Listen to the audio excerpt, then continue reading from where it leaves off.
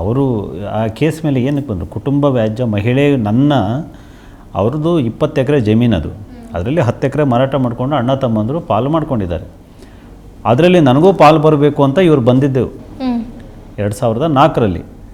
2009ರಲ್ಲಿ ಯಜಮಾನರು ತೀರೋಗಿದ್ದು, 4ರಲ್ಲಿ ಅದರ ಮೇಲೆ ಕೇಸಿದೆ, 9ರಲ್ಲಿ ಯಜಮಾನರನ್ನು ಅಲ್ಲಿ ಅಂತ್ಯ ಸಂಸ್ಕಾರ ಮಾಡಿದ್ದು. ಅಂದರೆ ಮೊದಲೇ ಕೇಸಿತ್ತು, ಅದನ್ನು ಮುಚ್ಚಿಟ್ಟು ಅಲ್ಲಿ ಅಂತ್ಯ ಸಂಸ್ಕಾರ ಮಾಡಿದರು.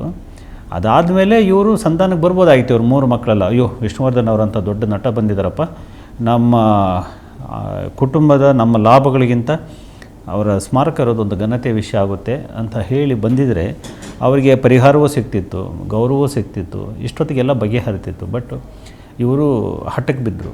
ಸಂಧಾನ ಸಭೆಗಳು, ಪ್ರತಿ ಸಂಧಾನ ಸಭೆಯೂ ಫೇಲ್ ಆಗಲಿಕ್ಕೆ ಕಾರಣ ಗೀತಾ ಬಾಲಿಯವರೇ.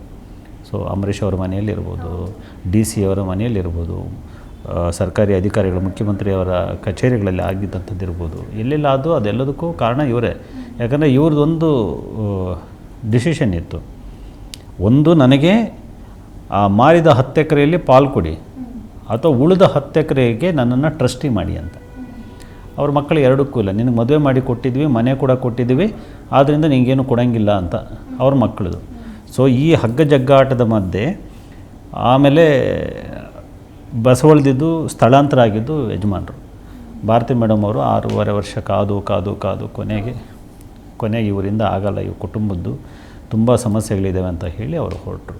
ಆವಾಗ ಅಭಿಮಾನಿಗಳು ನಾವು ರಂಗಪ್ರವೇಶ ಮಾಡಿದ್ವಿ, ಯಾಕಾಗಲ್ಲ ನೋಡೋಣ ಅಂತ ಹೇಳಿ.